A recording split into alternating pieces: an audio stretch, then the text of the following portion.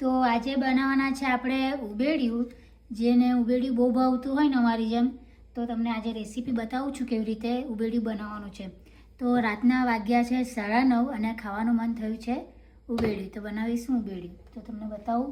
એમાં પહેલાં લઈશું દાણા, એમાં નાખીશું આ ધાણાની ચટણી બનાવેલી છે એ હું ડાયરેક્ટ નાખી દઈશ. ધાણાની ચટણી. પછી એમાં નાખીશું ખૂબ જ લસણ,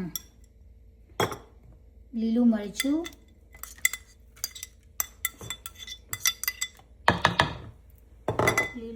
થોડુંક વધારે નાખીશું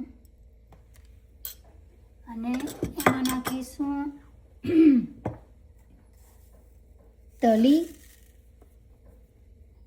તલી નાખીશું. પછી જાણ્યા પ્રમાણે મીઠું, અહીંયા થોડું બતાવજે મીઠું. નાખવાનો છે ગરમ મસાલો. ઓકે. અને ધાણા જીરું પાવડર, હળદર અને ખૂબ જ અજમાનું પ્રમાણ વધારે રાખવાનું છે. એમાં નાખશું તેલ.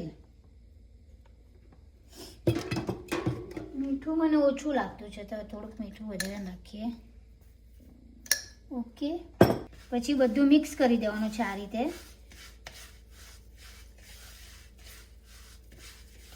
અને હવે એમાં નાખીશું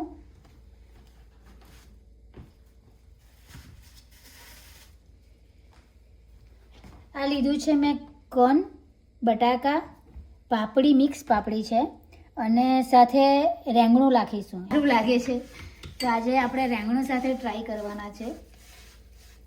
કોઈ નથી નાખતું ને, એ મેં જોયું છે વિડીયોમાં કે રેંગણું પણ નાખે છે. તો આજે રેંગણું નાખીને ટ્રાય કરીએ કે કેવું લાગે. પછી બધું આ નાખી દઈશું અંદર અને મિક્સ કરી દઈશું.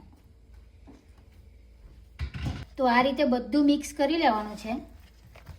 કેટલો ફાઇન મસાલો થઈ ગયો જો બધુંનો. આ રીતે મેં મોટું કુકર લઈ લીધું છે, એમાં થોડુંક પાણી નાખ્યું છે અને પછી આપણે મૂકી દઈશું કાંઠો. અને આ છે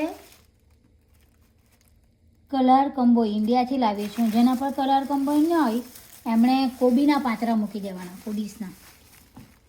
તો આ રીતે મૂકી દઈશું કલર કંબોઈ મિક્સ. આ રીતે મૂકી દીધી છે કલર ને કંબોઈ.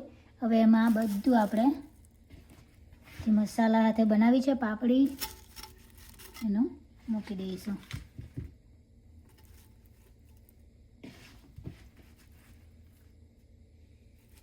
આ રીતે મસ્ત અંદર સેટ કરી દેવાનું.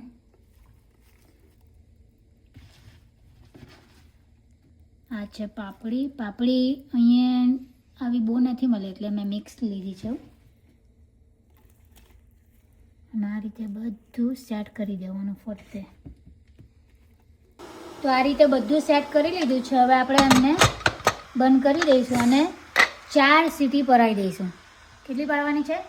4 સીટીમાં રેડી થઈ જશે અને પછી તમને બતાવું કેવું બન્યું છે.